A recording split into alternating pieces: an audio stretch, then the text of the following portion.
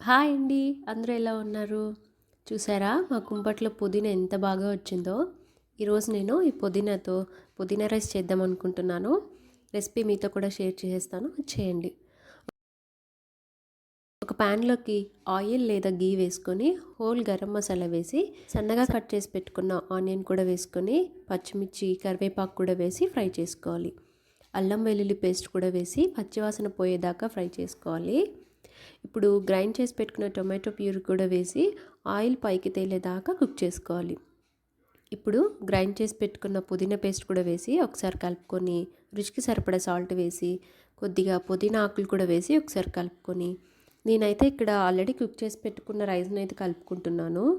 మీకు కావాలంటే నార్మల్గా బియ్యం వేసి తగినన్ని వాటర్ వేసుకొని కూడా కుక్ చేసుకోవచ్చు, మీ ఇష్టం అండి. అంతేనండి పుదీనా రైస్. ఈ రెసిపీ మీరు కూడా ట్రై చేసి ఎలా వచ్చిందో కమెంట్ ద్వారా తెలియచేయండి.